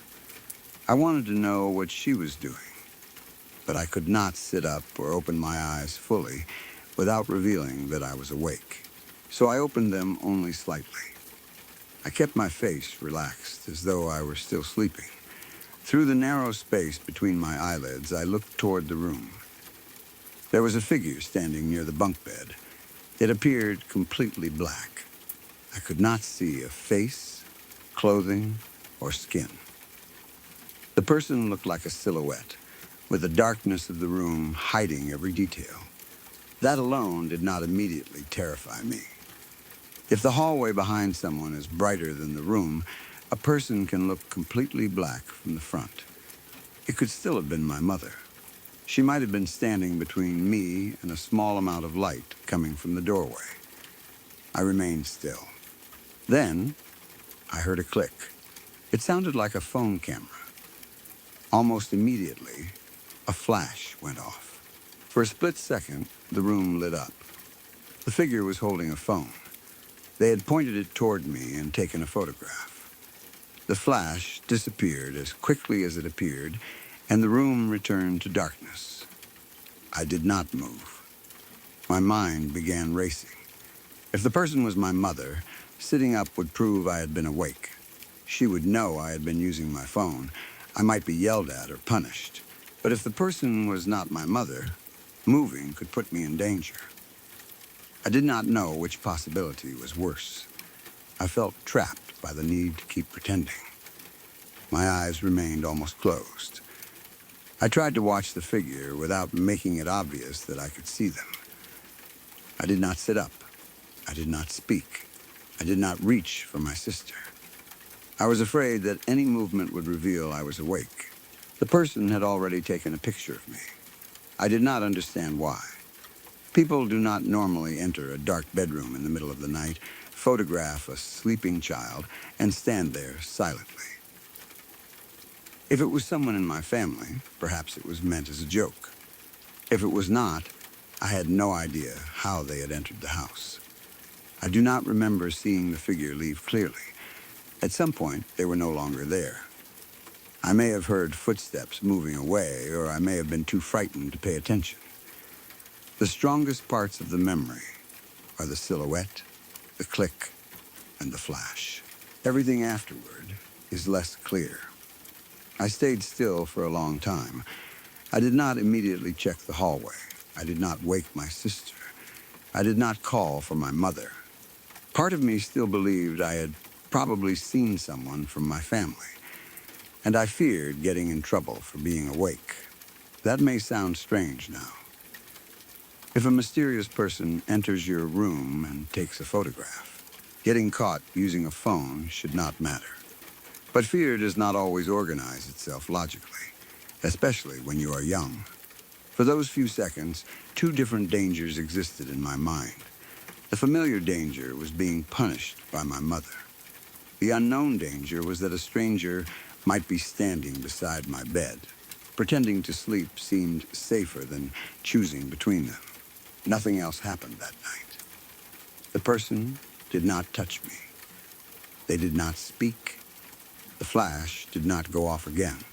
The house became quiet, and eventually I must have fallen asleep. The next morning, everything looked normal. No one mentioned taking a photograph. My mother did not say she had caught me awake. My sister did not say she had seen anyone in the room. There was no sign that a stranger had entered the house. Because nothing had happened beyond the picture, I kept the experience to myself.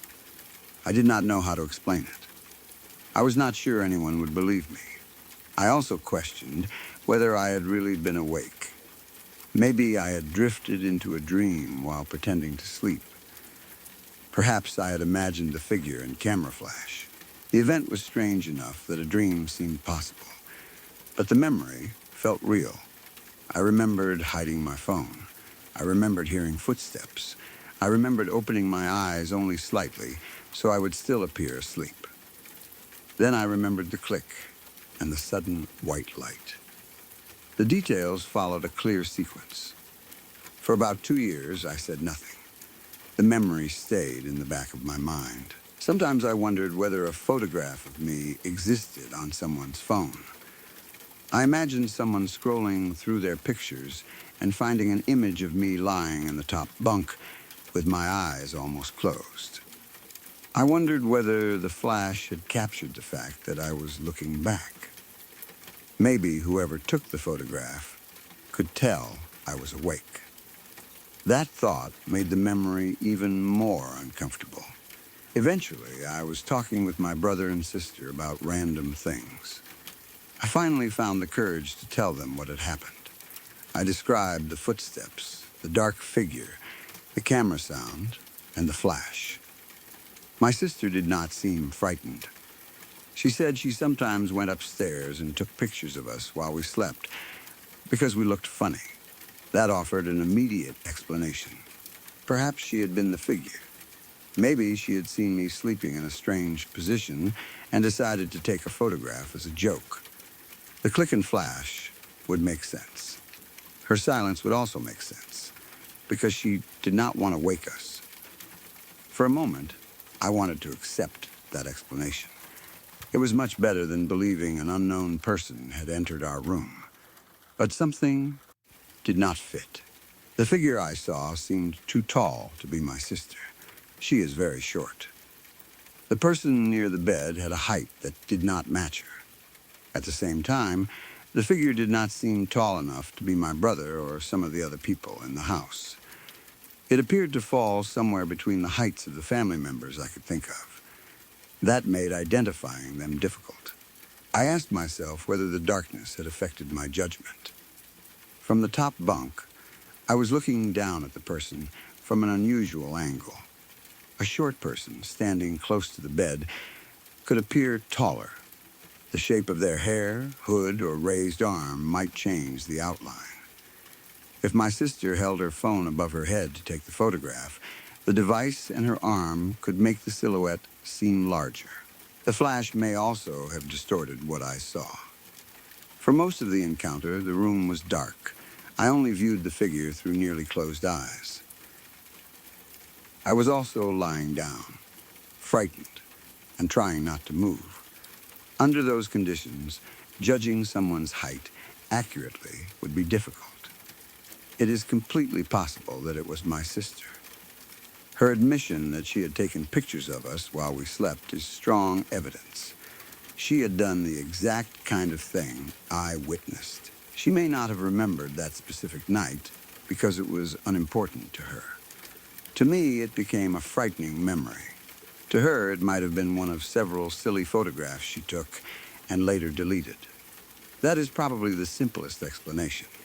However, I still do not feel completely certain. When she explained it, she did not say, "Yes, that was me." She only said she sometimes did that. There was no photograph she could show me. She did not remember entering the room that night. Her explanation was possible, but it did not confirm anything. I also wondered why she would come up the stairs if she already slept in the bottom bunk. Maybe she had been downstairs and returned later. That would explain the footsteps. But if she had gone downstairs, I might have noticed her leave earlier. I do not remember. The event happened years ago, and many ordinary details are missing. It could also have been my mother.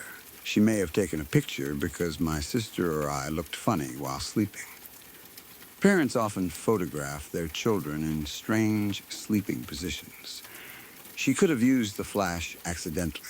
The silhouette might have looked shorter than expected because she was bending down or standing farther from the bed. If it was my mother, she may never have realized I was awake. The next morning, there would be no reason for her to mention it. My fear of being caught using my phone may have made the whole event feel more threatening than it was. I had already prepared my body for danger, even if the danger was only punishment. When the figure remained in the room longer than expected, my anxiety increased. The camera flash then turned an ordinary family moment into something sinister. A familiar person became a black silhouette because I was viewing them in darkness. Another family member is also possible. My brother could have taken the picture. He may have crouched, leaned, or stood at an angle that changed his apparent height.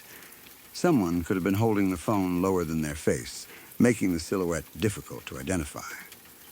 A relative or guest might have been staying in the house. I cannot remember everyone who was present that night. After several years, it is easy to assume only the usual family members were there, but there may have been someone else. The person might even have been wearing dark clothing that removed familiar body details. The doorway light would leave only an outline. Without seeing the face, I would have no reliable way to identify them. There is also the possibility that I experienced a sleep-related hallucination. I had been lying quietly in bed at night, using my phone until I became tired. When I heard the footsteps, I closed my eyes. Pretending to sleep could have caused me to actually drift toward sleep. I may have entered a state between waking and dreaming. In that condition, people can hear footsteps, see dark figures, or experience flashes of light that feel completely real. The brain combines the real bedroom with dream imagery. A silhouette may stand beside the bed. A person may hear a click or voice. The figure can disappear without making a clear exit because it was never physically present. A bright visual flash can also happen as someone falls asleep. These flashes are sometimes called hypnagogic visual effects. They may appear as white light, shapes, faces, or sudden bursts. My mind could have interpreted a natural visual flash as a phone camera. Because I was worried my mother would check on me, my half-asleep brain created a figure doing exactly that. The camera element may have come from my awareness of phones, pictures, or being observed. This explanation accounts for the incomplete ending. I remember the person appearing and taking the photograph, but I do not remember them leaving clearly. Dream experiences often end that way.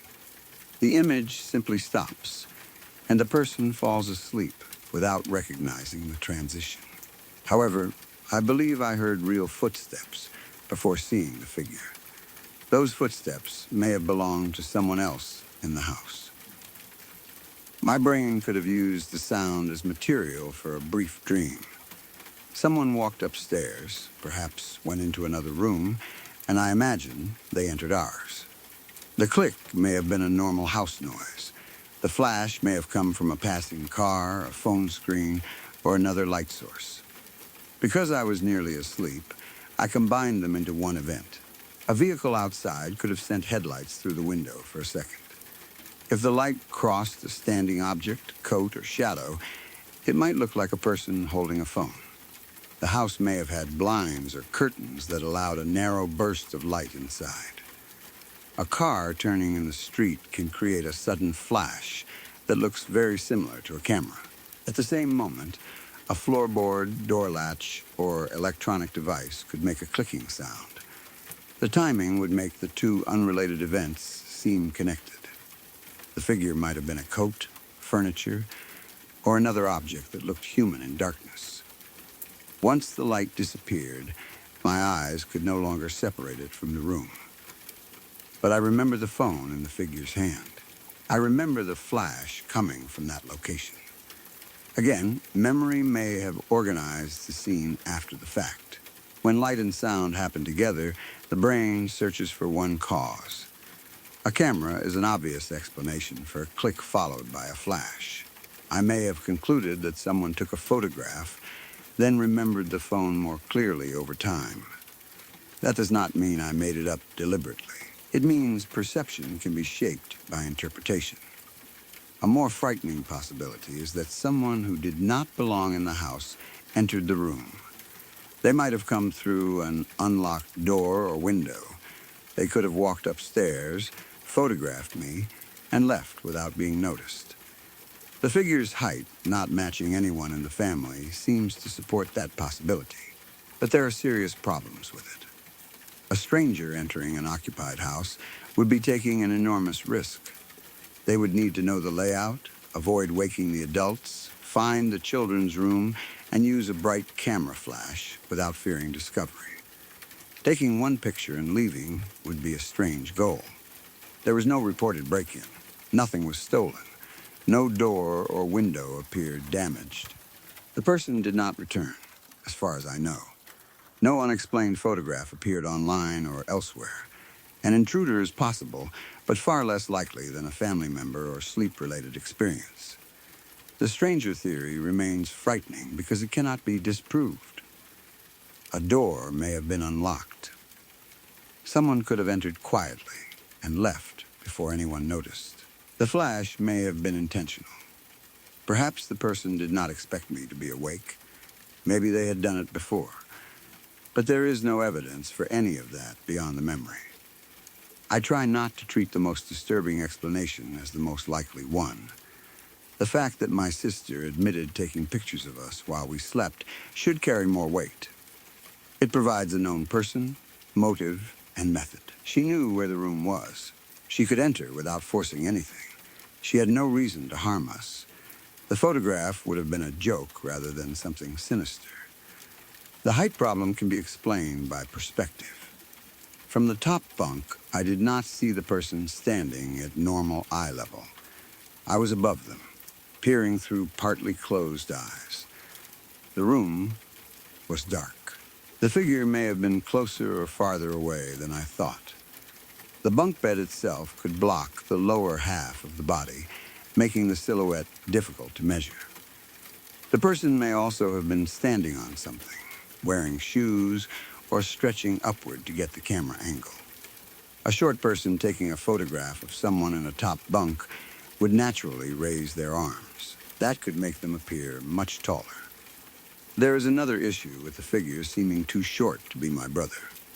Height memory is not precise. I may have judged the top of the silhouette based on the phone rather than the head. If the person was bending or crouching, a taller family member could appear shorter.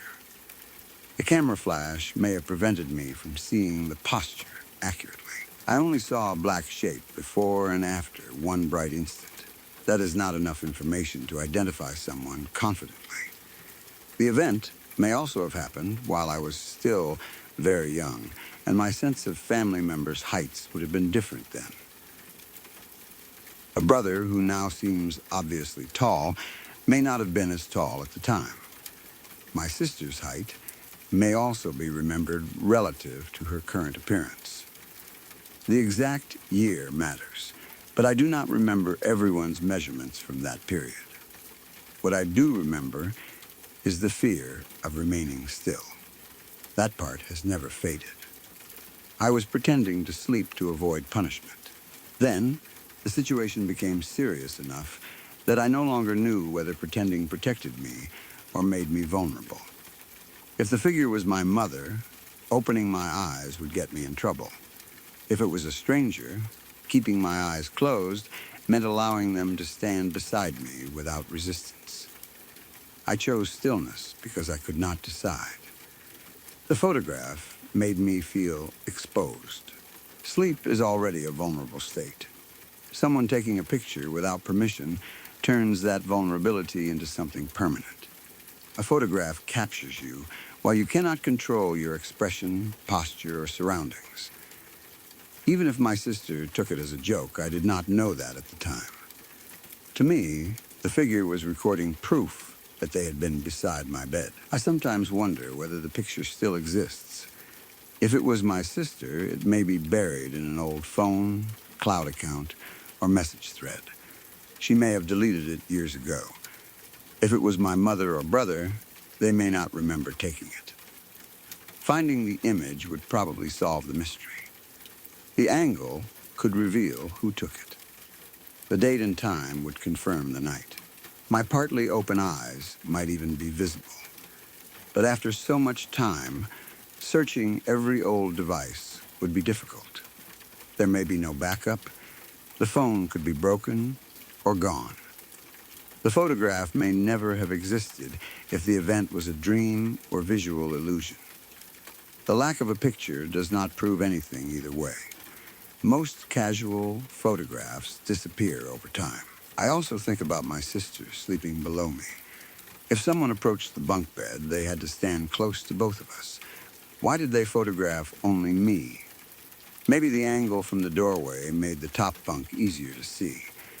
Perhaps the flash was pointed at both beds, and I only assumed it was directed at me. The person might have been taking a picture of my sister, not me. From above, I could misjudge the camera's direction. If my sister was the one taking photographs, though, she obviously could not have been asleep in the bottom bunk at the same time. Maybe she had left the bed without me noticing. I had been focused on my phone and may not have heard her get up. She could have gone downstairs for water, returned, seen me pretending to sleep, and taken a photograph. That sequence is entirely possible. Her empty bottom bunk would have been hidden beneath me. I would assume she was still there. She may even have known I was awake and taken the picture to tease me later. If so, she either forgot or decided not to mention it. The more I examine the event, the more ordinary explanations appear. None is perfect, but several are reasonable. A sister with a phone, a mother checking on her children, a brother playing a joke, a half-awake hallucination, headlights through a window, a real person distorted by darkness and perspective. Any of those is more likely than an unknown intruder entering only to photograph me. Yet the memory remains unsettling because I cannot choose one. I never saw the face. No one claimed the photograph. The figure's height did not immediately match anyone I knew. The person stood silently, took one picture, and disappeared. There is no conclusion. Years later, my sister's explanation gave me something close to one, but not enough to erase the doubt. Sometimes I think I should simply accept that it was her. That is the safest and most logical answer. She admitted doing the same thing on other occasions. The figure did not harm us. Nothing else happened. The experience fits an innocent family prank viewed through the fear of a child who believed they were about to be caught awake. Maybe the mystery exists only because my sister does not remember every photograph she ever took. But whenever I picture the room, the person does not look like her. I see a shape standing in darkness, neither tall nor short enough to become anyone familiar. The face is completely hidden. One hand holds a phone. Then comes the click. The flash fills the bedroom, bright enough to expose the bunk bed for a fraction of a second. I remain completely still. The figure does not say my name. They do not laugh or tell me they know I am awake. They simply take the picture. That silence is what keeps the memory from feeling like a joke. A family member might whisper, smile, or leave normally. The figure behaved more like someone who did not want to be noticed. Of course, anyone photographing sleeping children would try to remain quiet. Silence alone proves nothing. Still, I cannot forget the fear of watching through nearly closed eyes while pretending not to know they were there. I sometimes imagine what the photograph looked like from the other side. A dark bedroom, my sister's bed below. Me lying in the top bunk with my phone hidden, my eyes open only a fraction. The flash reflecting from the frame of the bed.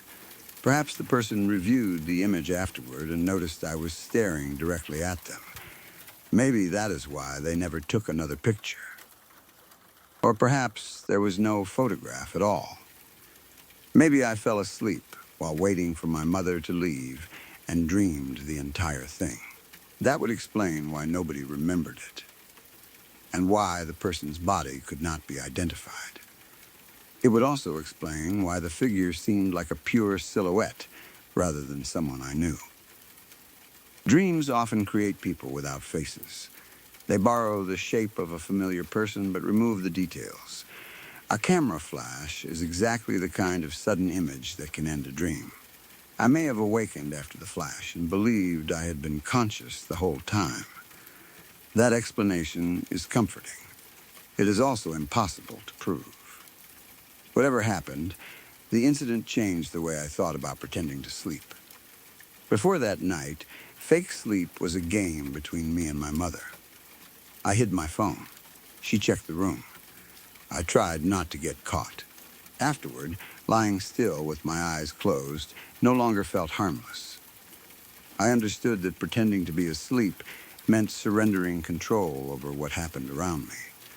Someone could enter, stand beside the bed, and watch. I might see them without being able to react. Even now, I dislike hearing someone move through a room while I am lying with my eyes closed. Part of me expects the click. I know the most likely person was my sister. Her explanation fits too well to ignore. But because she could not remember that exact night, the event remains unresolved. No photograph was produced. No one else admitted being there. The figure never gained a face. All I have is the memory of hearing footsteps come up the stairs and hiding my phone before my mother could catch me. I closed my eyes and waited for her to leave. When the footsteps did not move away, I looked through my eyelashes. A black figure stood beside the bunk bed. They raised the phone. There was a click, followed by a flash so bright that it filled the room. And I stayed perfectly still, because I could not decide which possibility was more dangerous, letting my mother know I was awake, or letting a stranger know I had seen them take my picture.